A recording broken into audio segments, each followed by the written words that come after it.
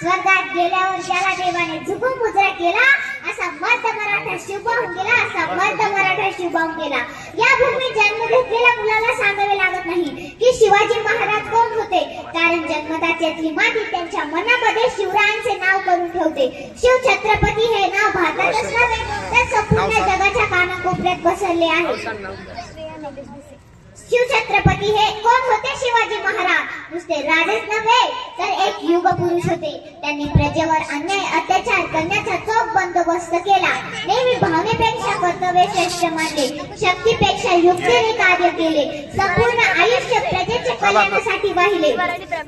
शेतकऱ्याच्या गवताच्या काडीलाही धक्का लागू नये म्हणून ते नेहमी झटत राहिले. स्त्रियांप्रती आदर भाव या न्यायाने ते वागले. सिंहाची चाल आणि गरुडांची नजर, स्त्रियांचे आदर आणि शत्रूंचे मर्दन असे असावे मावळ्यांचे वर्तन. हीच शिवबाची शिकवण, हीच शिवबाची शिकवण. शिवाजी महाराजांनी गनिमी काबडून इच्छाशक्तीच्या जोरावर अनेक किल्ले जिंकले. वेळ आली होती पण हिंमत सोडली नाही.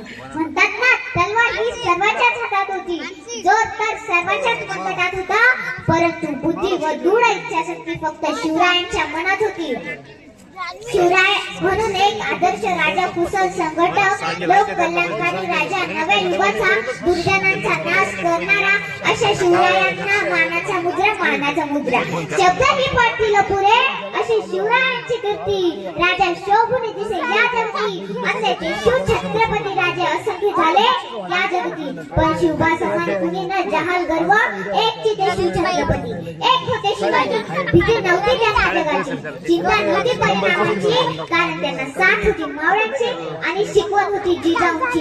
याची जात होती मर्द मराठ्यांची, देशात लाट आणि भगव्या झेंड्याची, मुहूर्त वेळ रोवली स्वराज्याची. म्हणूनच म्हणतात ना, जय जिजाऊ जय शिवराय.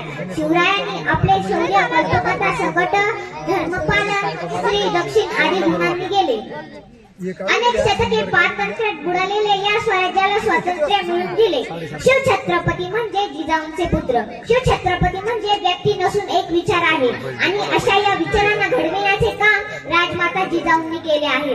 मातेकडून मिळालेले संस्कार व स्वराज्य स्थापनेची प्रतिज्ञा घेऊन शिवरायांनी आपल्या बांधवांना गुलामगिरीतून मुक्त करण्याचा उद्देश डोळ्यासमोर आणला आणि सह्याद्रीच्या कडेकपाऱ्यांना भटकंती करून सवंगडी गोळा केले. तानाजी, येसाजी, नेताजी, सूर्याजी यासारखे जीवाला जीव देणारे मावळे जमवले आणि रायरेश्वराच्या साक्षीने स्वराज्य स्थापनेची प्रतिज्ञा घेऊन हर हर महादेव अशी गर्जना आसमानात घुमली.